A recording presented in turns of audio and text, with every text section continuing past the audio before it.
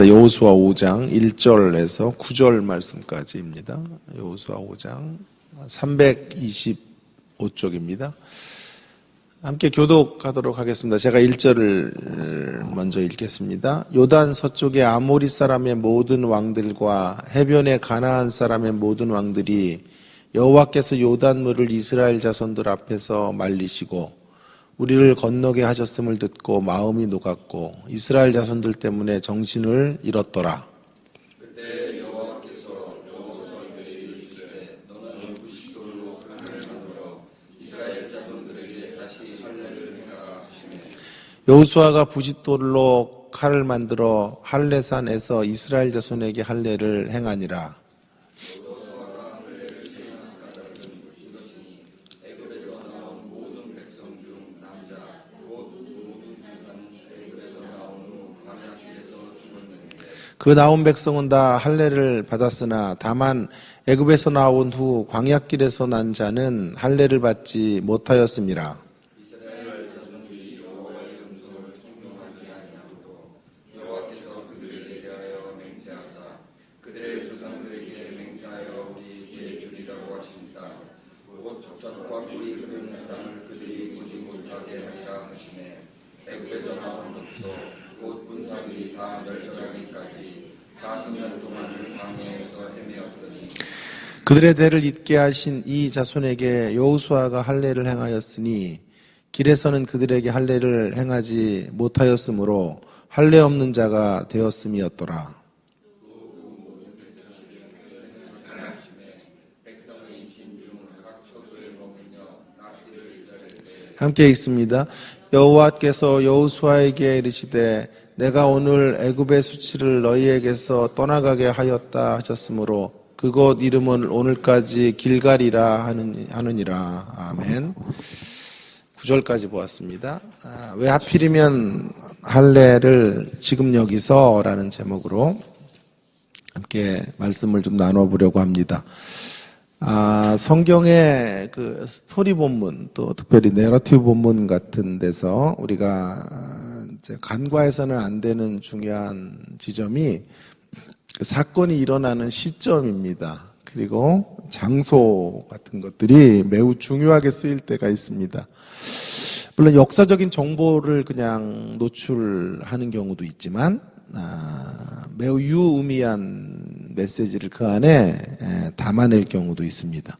오늘 할례의 시점과 때 혹은 그의 장소는 후자에 속한다고 할 수 있겠습니다. 왜 지금 할례를 행하라고 하시는가? 또 할례를 행하는 장소가 어디인가 하는 것을 눈여겨볼 필요가 있겠습니다. 하나씩 좀 생각을 해볼까요? 왜 하필이면 하나님은 지금 이 시점에서 할례를 명하시는가? 어느 시점입니까? 요단을 건넜죠? 요단을 건너고 기념비를 세웠습니다. 지난 우리가 시간에도 보았던 것처럼. 그리고 나서 이제 이스라엘 백성들에게 할례를 행하라 이렇게 말씀하시는 건데요. 사실은 기념비를 세웠으니까 전쟁을 하러 나가면 되는 것이에요. 그런데 그 전쟁을 앞에 두고 전쟁을 해야 될 시점이라는 것은 오늘 1절에 보시면 분명하게 알려주고 있죠. 요단 서쪽의 아모리 사람의 모든 왕들과 해변의 가나안 사람의 모든 왕들이 여호와께서 요단물을 이스라엘 앞에서 말리시고 우리를 건너게 하셨음을 듣고 마음이 녹았고 이스라엘 자손들 때문에 정신을 잃었더라. 이때 공격을 해야 돼요. 그죠? 이스라엘 백성들이 지금 기적의 주인공이 된 것과 하나님이 요단을 건너게 하신 이 놀라운 사실 앞에 소문이 퍼진 거죠. 그죠? 그래서 마음이 녹아내렸을 때 전쟁은 이 사기를 가지고 하는 건데 상대편이 지금 적군이 두려움에 떨고 있을 때 그때 전쟁에서 싸우면 이건 뭐 보나마나 승리하게 되는 것이 싸움하기 딱 좋은 시기가 이제 마련된 거예요. 그래서 이제 6장으로 가면 좋을 것 같아요. 바로 가나안의 첫 번째 성인 여리고를 점령했다. 이렇게 가야 될 것 같은데 오늘 2절부터는 잘 보세요. 그때 여호와께서 여호수아에게 부싯돌로 칼을 만들어 이스라엘 자손에게 할례를 행하라 이렇게 말씀하고 계시는 거죠. 결국 1절에서 연상되는 단어는 전쟁이라고 한다면 2절 이하에서부터 9절까지의 단어는 할례인 거예요. 전쟁과 할례의 관계가 무엇인가를 생각하게 만드는 거죠. 그래서 이 시점에서 이제 전쟁을 앞에 두고 할례를 선결 조건으로 지금 말씀하고 계시는 거죠. 출애굽 1세대는 할례를 이미 받고 출애굽을 했지요. 그러나 광야에서 태어난 그 다음 세대는 할례를 행하지 않았습니다. 그래서 할례를 명하시는 것은 이해가 됩니다. 하나님은 할례 없는 백성으로 가나안을 정복하기를 원하지 않으셨기 때문이다. 그렇게 말하면 좋을 것 같습니다. 할례는 이스라엘 백성들이 이제 세상 나라와 구별되어지는 증표입니다. 구별된 존재들을 표시하는 이런 증표가 되는 건데요.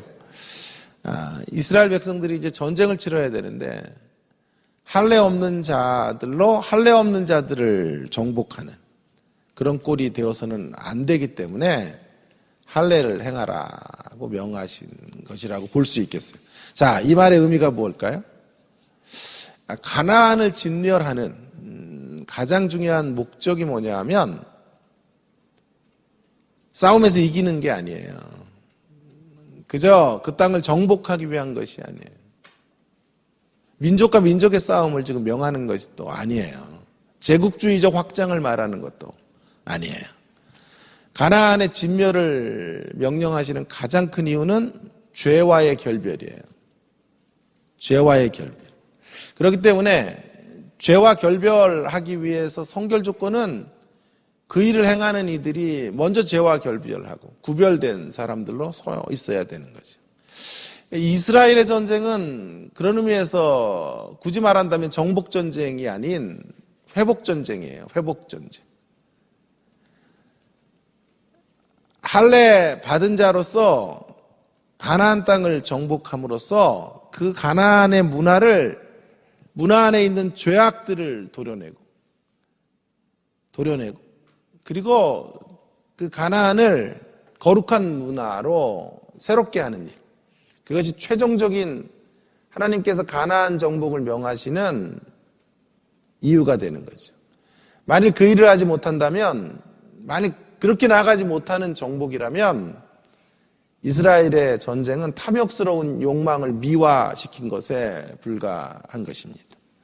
만일 할례를 행하지 않는다는 말은 구별된 거룩한 백성으로 가나안을 진군해 가는 것이 아니라면 이들의 싸움은 무력적 공격에 불과한 것이죠. 땅을 빼앗기 위한 이권 전쟁 밖에는 되지 않는 것이죠.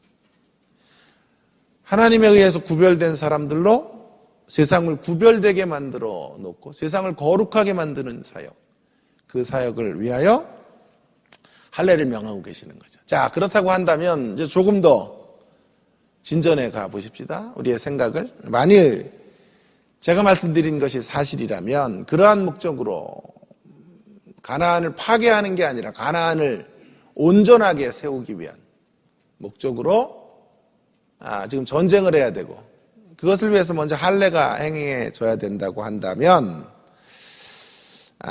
지금 이 할례는 외적인 할례를 넘어서고 있는 의미를 담고 있는 거예요.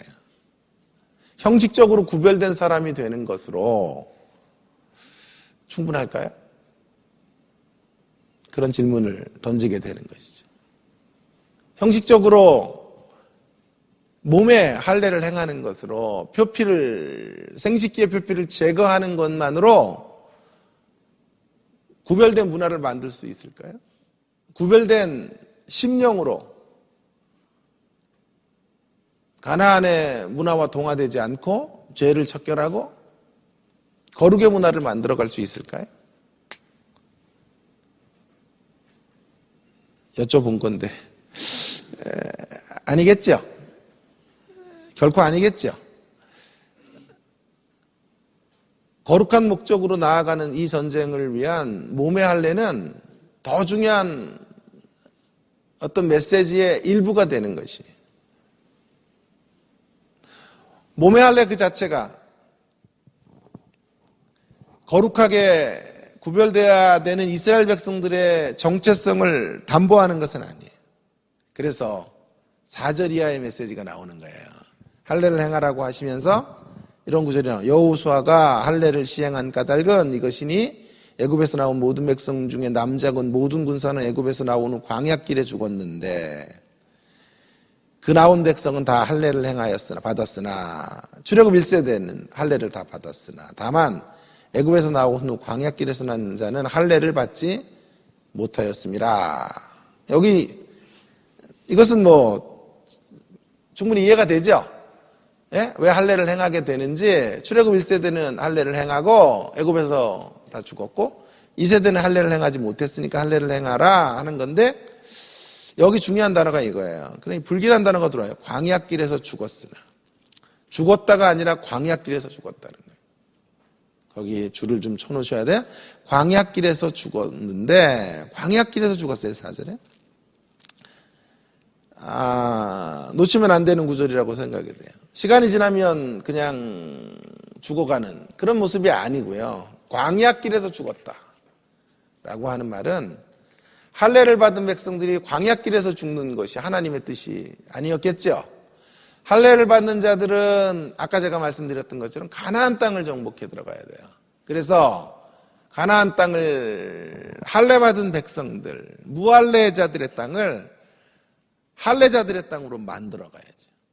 그런데 출애굽 1세대는 할례를 받았으나 광야길에서 죽었다, 이렇게 말하는 거죠.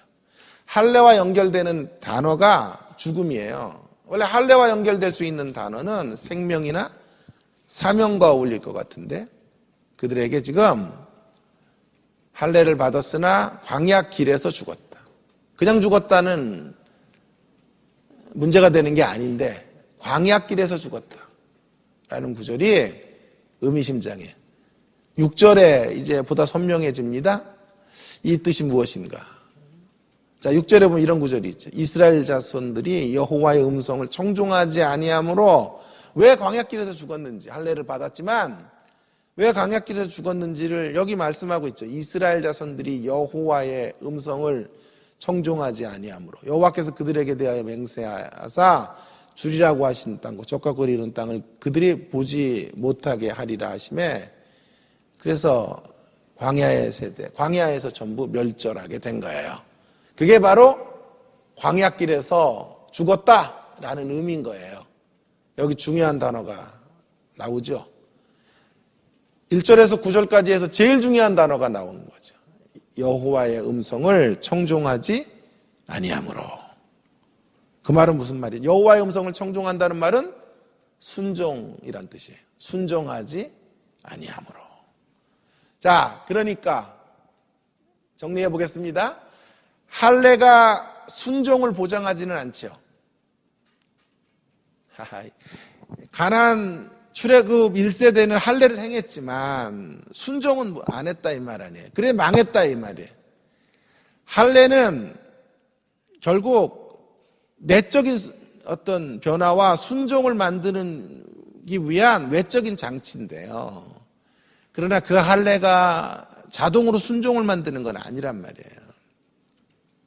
그래서 망한 거예요. 자, 이제 출애굽 2세대에게, 광야에서 태어난 세대에게 할례를 행하라고 하시죠. 육신의 할례로 충분하다는 뜻입니까? 육신의 할례로 충분하면 그의 조상들의 이야기를 할 필요가 없죠. 그의 조상들은 할례를 행했으나 광야길에서 다 죽었다고요.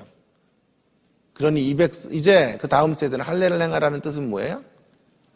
그의 조상들과 같은 할례를 행하고 순종을 잃어버리는 이런 삶의 길을 걸어가서는 안 된다라는 것이 우리가 보충해야 될 설명이 되겠죠. 순종으로 가야 되죠. 그럼 순종은 무엇으로 가능할까요? 마음의 할례가 있을 때. 몸의 할례가 아닌 마음의 할례가 있을 때 순종을 드릴 수 있는 거죠. 그렇다면 이스라엘에게 지금 요구하시는 할례는 생식기 표피를 자르는 그런 할례에 국한되는 것이 아니에요. 육신적인 할례를 넘어서 육신적인 할례가 증표가 되어 더 중요한 할례인 마음의 할례자들로 서라. 심령의 할례를 받으라. 라는 뜻이죠. 할례를 외적으로 받은 것이 그들이 우월함의 표시거나 외적인 구별된 민족이라는 어떤 거짓된 자긍심 같은 것으로 떨어져서는 안 되는 거죠. 표피를 자르는 것으로 내면의 할례자인 것을 확인해야 되는 거예요. 자, 부싯돌 같은 것으로 칼을 만들어 가지고요. 생식기 표피를 잘랐어요. 뭐 마취제도 없었겠죠. 얼마나 무딘 칼이에요, 그게 사실은요. 그것으로 잘랐다기보다는 진 이기는 거예요. 그러니 어떻게 되겠어요? 그 고통이라는 것이 뭐 말로 다 알 수 없게. 까무라치는, 가끔씩 아프리카 같은 데서 할례식 같은 거, 이렇게 성인식 같은 거, 아이들이 할 때 초죽음이 되어서 거의 기절한 상태로 부모가 데려가고 이런 것들이 TV에 반영이 될 때가 있잖아요. 바로 그런 엄청난 고통을 동반하게 되는 것이죠. 자, 그러면서 무슨 메시지를 주는 거죠? 우리의 육신의 몸이 찢겨지는 것과 같이 우리의 마음을 찢고 하나님 앞에 서야 된다는 거예요. 마음을 찢어서 하나님 앞에 서는 마음의 할례자들이 되어 가나안 땅에 들어가 전쟁을 하라. 그런 메시지겠죠. 왜요? 이 전쟁은 다시 강조합니다. 정복전쟁이 아니에요. 회복전쟁이고 가나안의 문화를 척결하고 거룩한 야훼 하나님의 새로운 문화를 심어내는 일들을 감당해야 되기 때문에 반드시 누가 가야 돼요? 마음의 할례자들이 들어가서 하나님의 거룩의 통로들이 그 일들을 감당해야 되는 거예요. 그래서 이 시점에서 할례를 행하라 말씀하고 있는 거예요. 예레미야 9장과 로마서 2장에 그래서 제가 거의 구절을 두 개 놓았죠. 자, 예레미야 9장은 제가 읽고 로마서 2장은 여러분이 한번 이따 읽어보세요. 제가 읽고 나서 여호와의 말씀이니라. 보라, 날이 이르면 할례 받는 자와 할례 받지 못한 자를 다 벌하리. 할례를 받았으면 벌을 안 받아야 되는데 다 벌하리니 곧 애국과 유다와 모든 족속들의 살적을 꺾는 자에게 무릇 모든 민족은 할례를 받지 못하였고 이스라엘은 마음의 할례를 받지 못하였음이니라 하셨느니라. 자, 할례 받은 자와 할례 받지 못한 자가 다 멸망하는데 이방인들은 할례를 안 받아서 벌을 받고 이스라엘은 몸의 할례는 있는데 뭐가 없었어요? 마음의 할례를 받지 않아서 벌을 받겠다라는 거예요. 육신의 할례를 신뢰하는 것만 가지고는 진정한 할례인이라고 말할 수 없다는 말이에요. 그것으로 하나님의 진노를 피할 수 없다. 그래서 40년 동안 이스라엘은 광야에서 다 쓰러져 간 거예요. 다 할례 받은 백성들입니다. 로마서 2장 25절을 여러분이 한번 있죠? 한번 읽어보세요. 시작.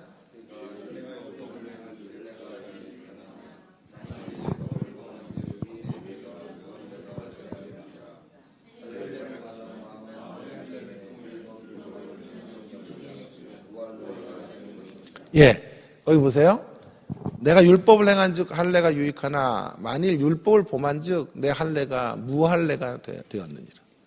중요한 것은 뭐라는 거죠? 할례를 몸에 행하는 것보다 중요한 건 율법을 행하느냐. 아까 율법을 행한다는 말은 여호와께 순종을 하는 거죠.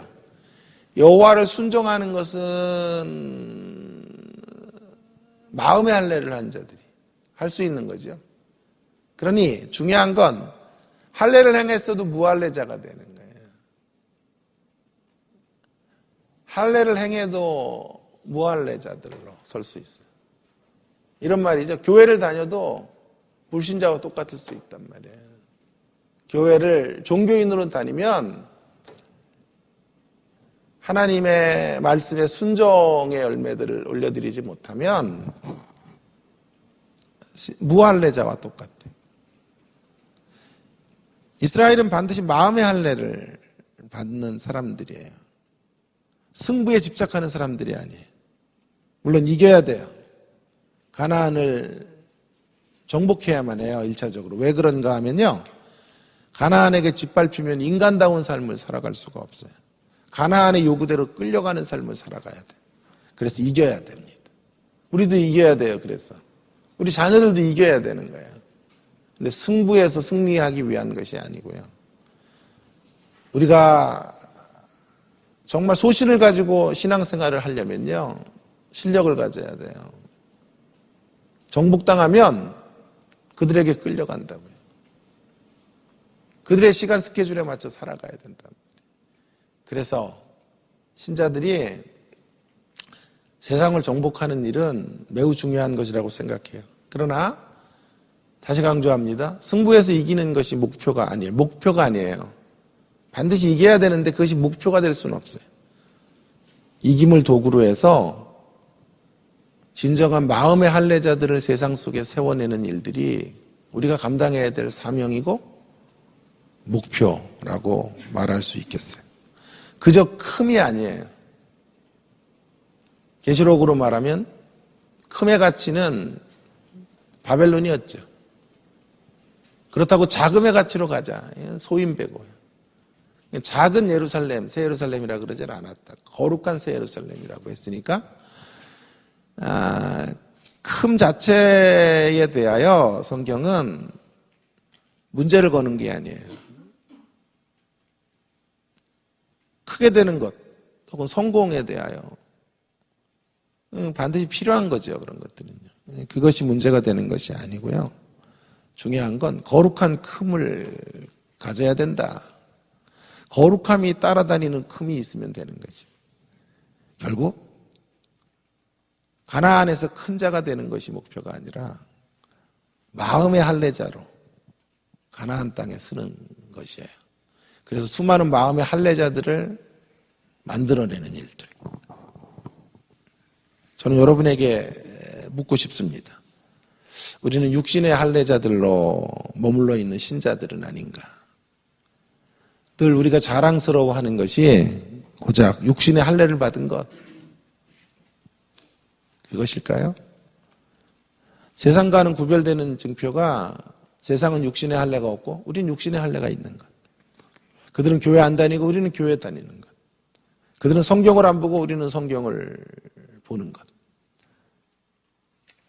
그들은 새벽 기도를 안 오고 우리는 새벽 기도에 가끔씩이라도 오는 것이 차이라면 여전히 우리도 할례받은 무할례자가 될 수 있다는 사실을, 할례받은 무할례자가 될 수 있음을 성경은 경고하는 거죠. 마음의 할례자가 되어야 합니다. 늘 가슴을 찢으며 주님 앞에 서는 자가 되어야 합니다. 십자가에 우리의 마음을 못 박는 인생들. 할례자인데 할례자답게 살지 못하는 것에 아픔이 있어야 돼요. 신자인데 신자답게 살지 못하는 것에 대한 통증이 있어야 돼요. 그 아픔과 통증을 가지고 세상을 정복해 나아가는 사람들이 될 때 세상은 우리 때문에 거룩한 영향력 안으로 들어오게 되는 것입니다. 우리 앞에 두 길이 있다고 생각이 들어요. 몸의 할례를 붙잡고 몸의 할례를 의존하고 육신의 흔적을 자랑하는 삶과 그런 삶의 길과 날마다 마음의 할례를 추구하며 십자가의 흔적을 드러내는 삶의 길이 우리 앞에 있습니다. 후자의 길을 걸어가는 저와 여러분이 되기를 주의 이름으로 축원합니다.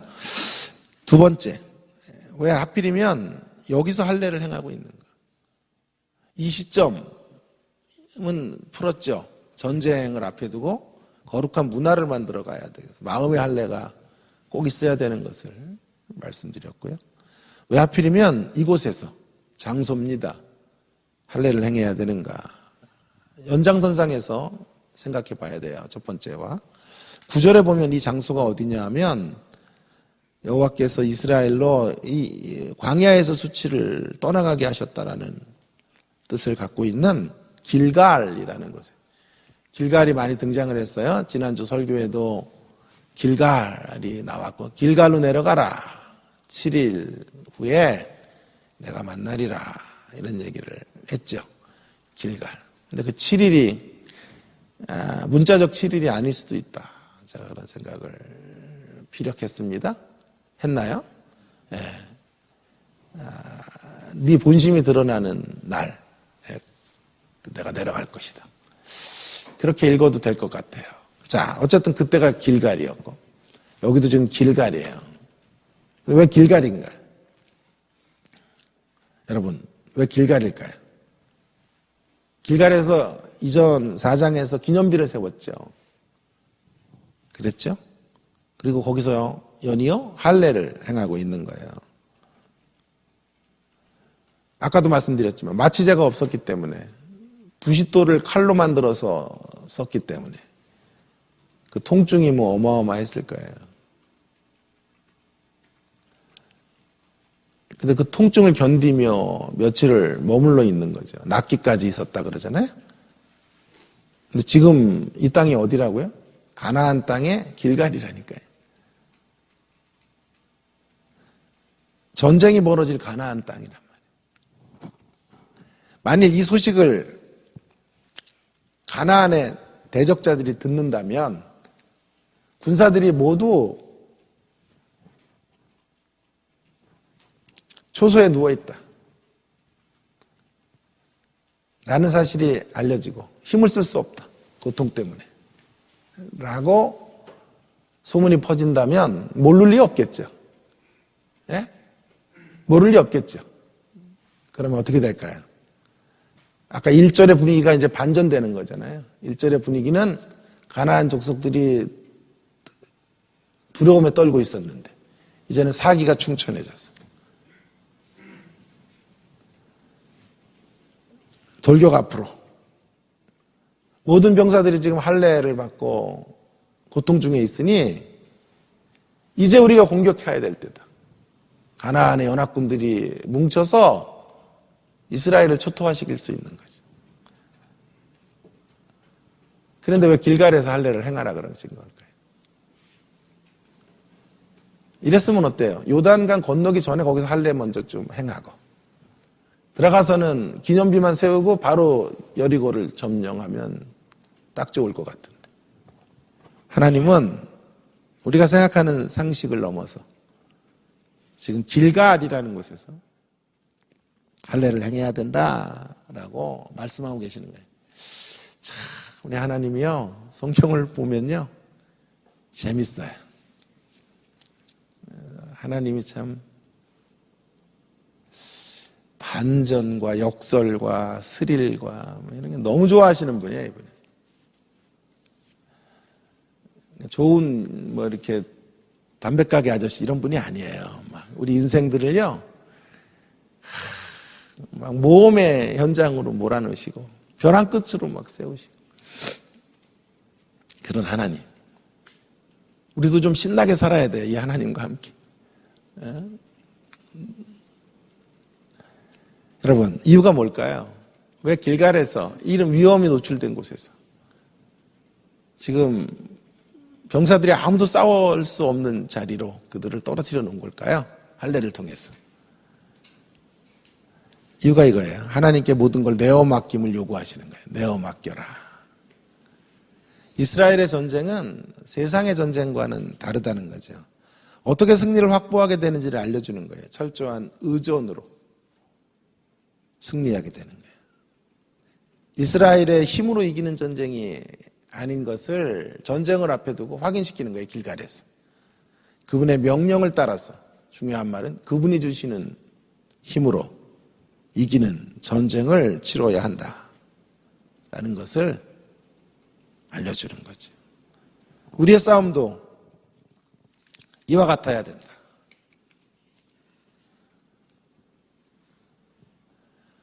여러분, 너무도 말도 안 되는 적용 같지만요, 한번 잘 음미해 보세요. 전쟁을 치러야 되는 이 병사들과 장정들, 남자들이 모두 할례를 행하고 있어요. 막사에 다 누워있고 무방비 상태로 지금 노출되어져 있어요. 그러면 두려운 마음이 찾아오겠죠. 우리가 싸워야 대적들을 무찌르고 우리 처자식들을 먹여 살릴 거 아니에요. 그들의 방어막이 되어줘야 되잖아요. 연로하신 부모님들을 어쨌든 우리의 가족들과 우리의 보호해야 될 식구들을 책임져야 되는 거죠. 그런데 지금 그들이 누워 있는 거죠.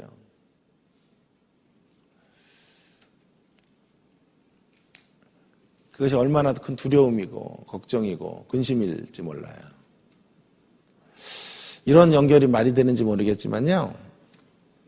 저의 걱정 가운데 하나도 바로 이런 것이에요. 사실은 제일 큰 제 걱정은 부모님들의 노년을 책임져 드리는 건데요. 경제 활동을 못 하시니까요. 그리고 생활이 넉넉하시지 않으니까 제가 그분들을 돕지 않으면 살아가실 수가 없는 거예요. 요즘 신학교 사정들이 이제 학교들마다 좋지가 않아서 올해 모든 우리나라의 신학교들이 전부 미달 사태가 된 거예요. 걱정이 생기죠. 그래서 만약을 대비해서 미래를 잘 대비해야 된다라고 생각하면 부담감이 되고 마음이 우울해져요. 지난주도 그런 생각들이 엄습해 왔던 것 같아요. 그런 저에게 이 말씀이 얼마나 위로가 되는지 몰라요.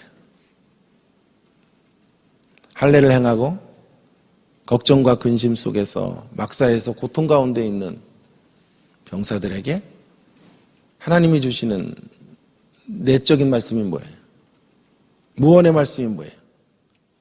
나를 바라보라는 거예요. 나에게 내어 맡기라는 거예요. 이 전쟁은 나에게 속한 거예요. 너희의 군사력으로 싸우는 전쟁이에요. 너희의 힘을 비축해서 싸우는 전쟁도 아니에요. 온전히 나를 바라보며 내가 이끄는 대로 이끌림을 받아 나아가라. 그렇게 위안을 얻었겠죠. 저에게도 동일한 말씀처럼 들렸어요. 너의 능력으로 가족을 책임지려고 하지 말고 나를 바라보고 나에게 맡기라. 그것이 주님이 저에게 주신 이 할례 받은 자들과 저의 동일화를 통한 메시지였어요. 여러분 정말 하나님의 말씀이 없었으면 어떻게 살았을까요? 아마 이 세상에서 정신적 문제들을 갖고 살았을지도 몰라요. 이 근심 많은 세상에서 말씀이 우리 안에 출렁이지 않으면 이 세상을 살아낼 수가 없어요. 여러분 제가 설교를 쉽게 만드는 사람이 아니에요. 다 제가 이거 여호수아 다 초벌을 다 해서 교수들 큐티하는 책자로 제가 만들어서 올해 2월까지 교수들이 이걸로 큐티를 했어요. 그래서 여호수아가 제 머릿속에 다 있어도요. 앞으로 나가야 될 길들 전체가 다 제 안에 잡혀 있죠. 초안들을 다 갖고 있어도 일주일 내내 저는 씨름을 해요. 그 초안 위에서 또 씨름한다고요. 쉽게 설교를 못 만드는 사람이에요. 토요일 이 새벽 기도 준비가 참 쉽지 않아요, 저에게는. 내가 왜 이거 한다 그래서 그런 생각이 들 때도 있어요. 솔직히요. 근데 너무 감사한 건요. 실은 설교를 준비하느냐, 말씀을 묵상할 수 있어서 얼마나 감사한지 몰라요.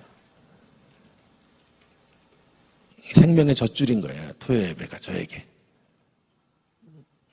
여러분에게 사실 감사해야 되는 거죠, 사실. 저를 이렇게 힘들게 만들어 주셔서 너무 감사합니다. 이 말씀을 전하기 위해 제가 먼저 말씀을 다시 기경해야 되고 내 심령을 새롭게 만들어야 되고 이 말씀 앞에 나를 세워야 되기 때문에 저에겐 축복인 거예요. 그래서 제가 정말 사랑하는 예배가 이 토요 새벽 기도회인 거예요. 여러분도 좋으시죠? 예, 자, 동일한 교훈을 조금 더 이제 그 할례를 받는 사람들의 이야기를 한번 생각해 보세요. 여러분, 우리가 그 할례를 받고 전쟁을 앞에 둔 상황에서 뒤에는 처자식이 있고 거기서 우리는 무방비 상태로 노출되어져 있는 자리에서 우리가 동일시를 해보고요.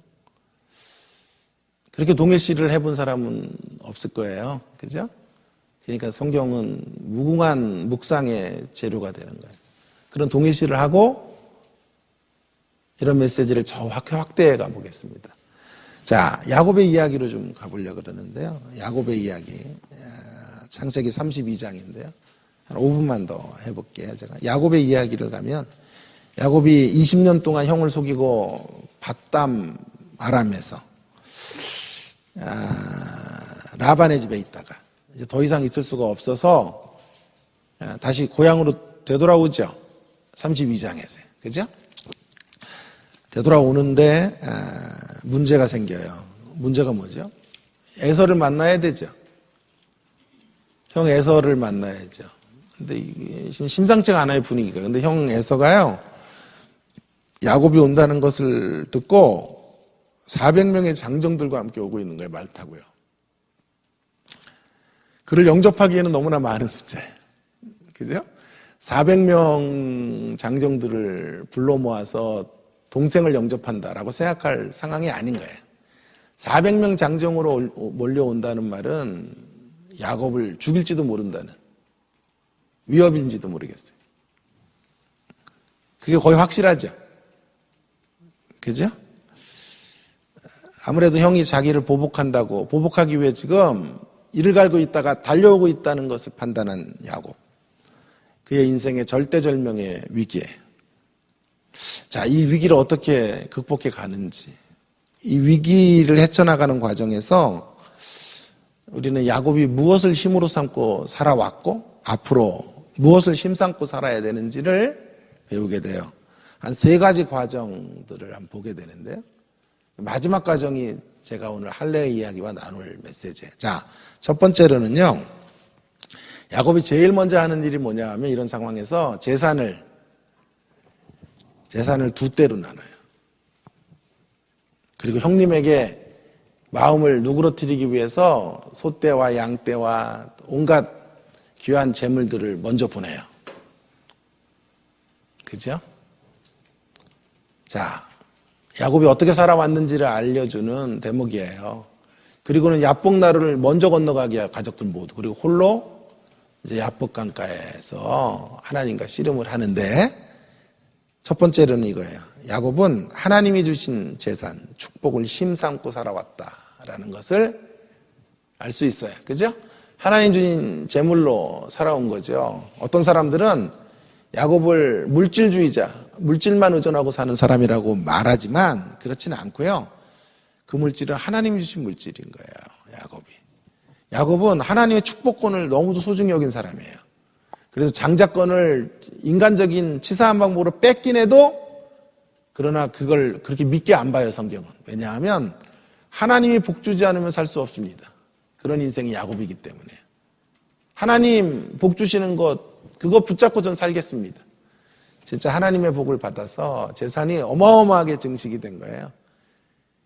제일 걱정이 되는 건 재산인 거죠. 식솔들과 재산들이.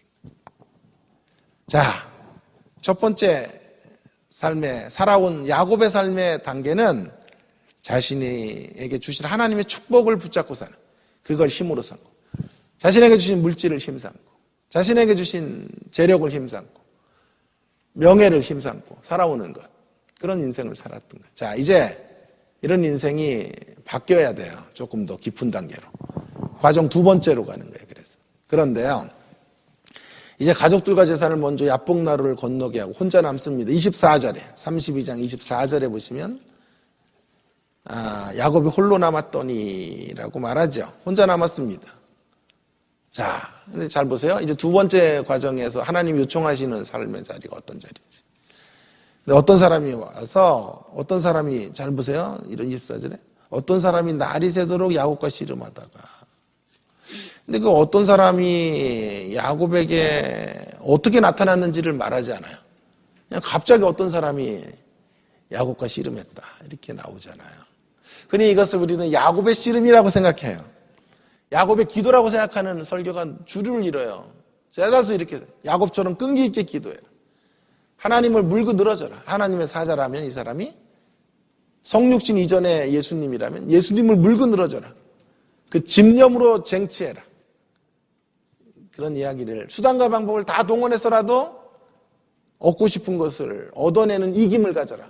뭐 이런 이야기를 기독교의 복음으로 전하고 있어요. 그런 얘기예요? 잘 보세요. 과연 그럴까요? 아니에요.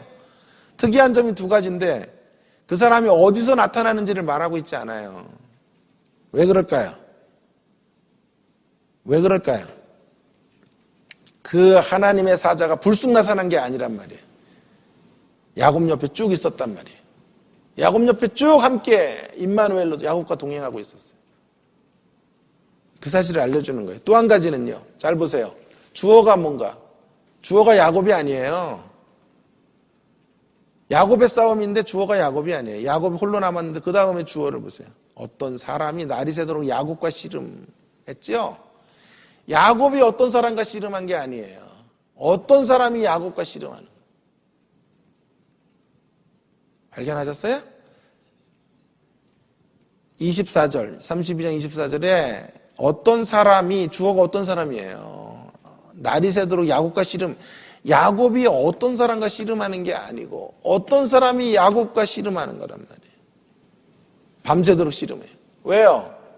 하나님이에요. 이 어떤 사람이. 하나님의 사자예요. 왜 밤새 씨름하셨나요?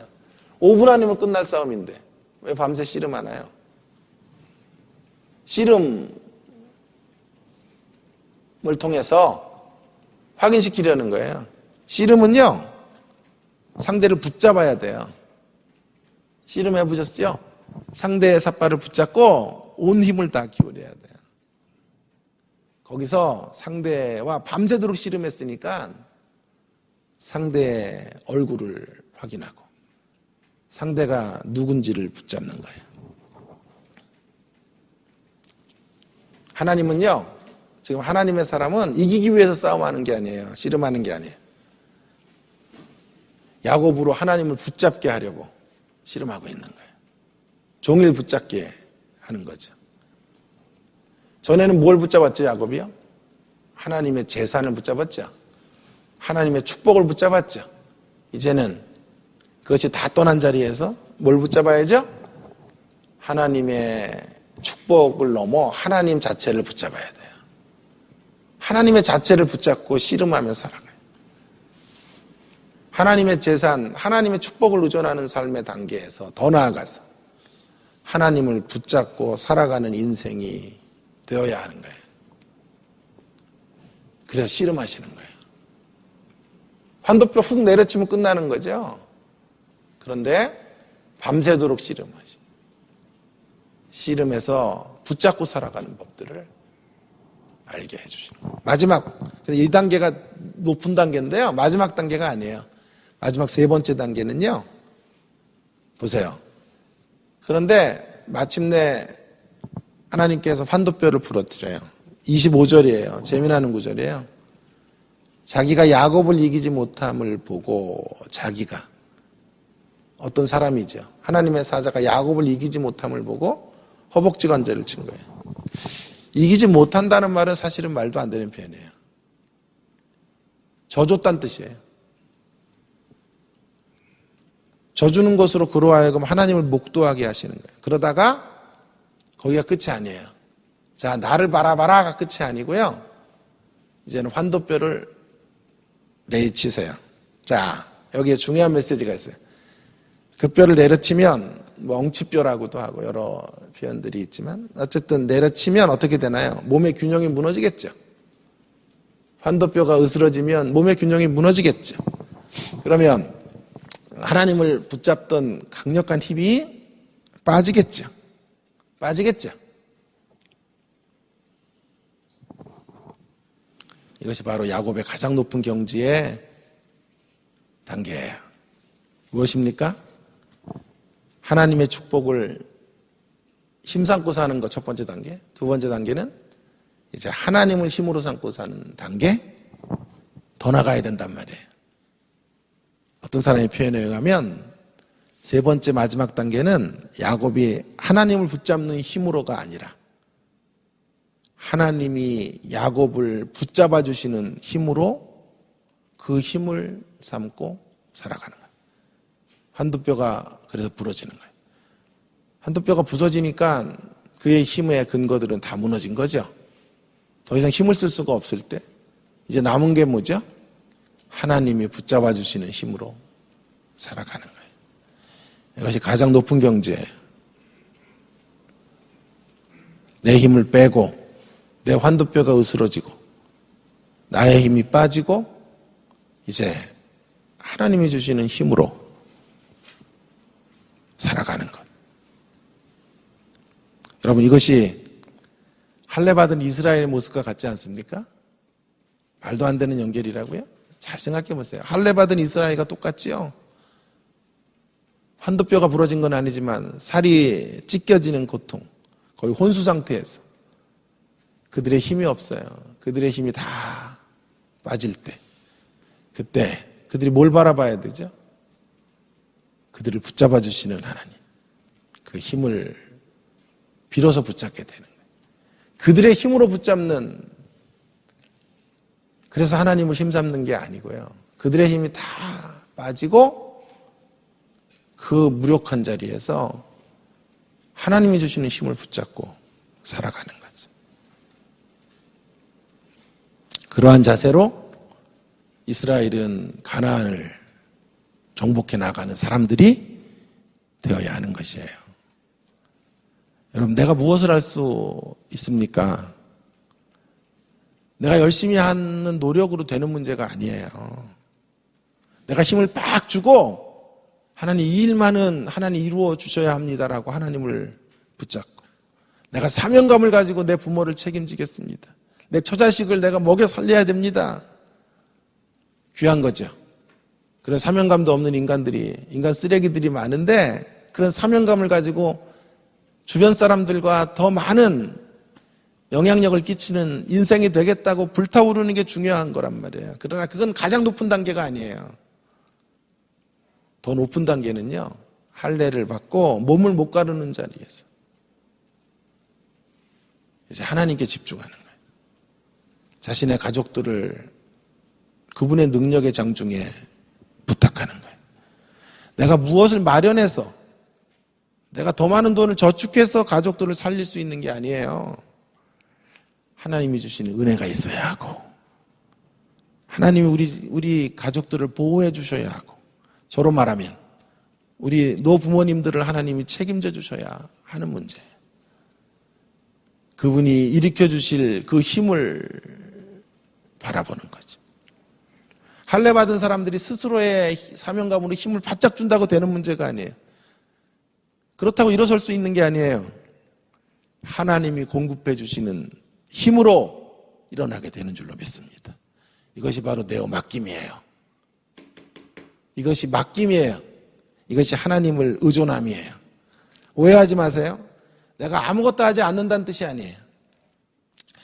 오히려 제 말의 진의는, 제 설교의 진의는 내 노력의 한계를 인정하라는 뜻이에요. 내 노력의 한계를 인정하라는 말이에요. 내가 염원한다고 되는 문제도 아니고 내가 열심히 노력한다고 되는 문제도 아니에요. 내가 부모님을 책임지겠다고 진지하게 힘을 가득 주고 24시간을 뭐 정말 4시간 이상밖에 안 자고 4시간밖에 안 자고 달려간다고 되는 문제도 아니에요. 그런다고 해서 그분들의 미래가 행복해지는 게 아니라 이 말이에요. 그분이 감당할 수 있는 힘을 나에게 주셔야 되는 것이고, 그분이 사랑하는 저의 가족들, 제가 부양해야 되고 제가 두 어깨 안고 가야 될 이 분들을 책임져 주실 때만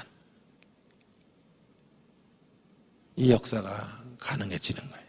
그것이 바로 내어 맡김이에요. 결국 수동적인 태도를 의미하는 게 아닙니다. 하나님이 붙잡아 주시는 힘 안에서 적극적이 되는 거죠. 자, 인간적인 힘 안에서 적극적으로 하나님을 붙잡는 것, 그것도 귀한 거지만 더 높은 수준은 그거밖에 없으면, 인간적인 힘으로 하나님을 꽉 붙잡고 가는 길은요, 두려움이 찾아와요. 걱정이 찾아와요. 본전 생각이 나요. 한참 가다가 내가 이렇게 죽도록 당신들을 위해 희생하는데 어쩌면 이럴 수 있어 라는 생각들이 찾아오는 거예요. 어느 순간 내 힘이 약해진다는 것을 나도 감지하게 되는 거예요. 그래서 탈진이 돼요. 탈진이 돼요. 그러나 하나님이 주시는 힘 안에서 적극성을 띠는 자리로 나아가면요, 탈진하지 않아요. 내가 열심히 내도 본전 생각을 안 해요. 억울하다는 생각도 안 해요. 온전한 내어 맡김을 통하여 평안을 누려요. 평안을 누려요. 다른 이들의 짐을 지면서도 그것 때문에 함몰되지 않고 나의 삶에 기쁨을 누려요. 다른 이들의 짐을 지고 가는 것이 나에게 버거운 일이지만요, 그래서 거기에 함몰되면 내 인생은 희생이 되고 나는 다른 이들에게 주는 것밖에 없는 그런 삶이 아니에요. 하나님께 내어 맡길 때 우리의 힘으로 아무것도 할 수 없는 자신을 발견하고 하나님이 주시는 힘 안에서 내가 몸부림치는 삶이 될 때, 그 안에서 하나님께 내어 맡기니까 나는 안식할 수 있어요. 그 안에서 하루가 지나면 그의 품에서 잠잘 수 있어요. 그래서 사랑하는 자들에게 잠을 주시는 도다. 오래 자란 얘기가 아니고요, 평안할 수 있단 말이에요. 이것이 길갈에서 할례를 받게 하시는 하나님의 의도인 거예요. 힘을 더 빼야 돼요. 힘을 더 빼고 진정한 실력자에게 우리를 맡겨야 돼요. 참된 능력자이신 전능하신 야훼 하나님께 온전한 신뢰를 드려야 돼요. 더 그분의 품에 안겨야 돼요. 그분의 품에 더 안기며 다른 이들을 책임지는 삶으로 나가는 인생이 되어라. 그것이 할례에 담겨진 메시지가 아닐까요? 어떤 피해의식도 없어요. 과도한 염려도 하지 마세요. 오직 그분을 신뢰하며 나아가십시다. 그리고 그 안에서 나의 즐거움도 찾고 나의 기쁨도 만끽하며 살아가는 저와 여러분 모두가 되기를 주의 이름으로 축원합니다. 기도할까요? 함께.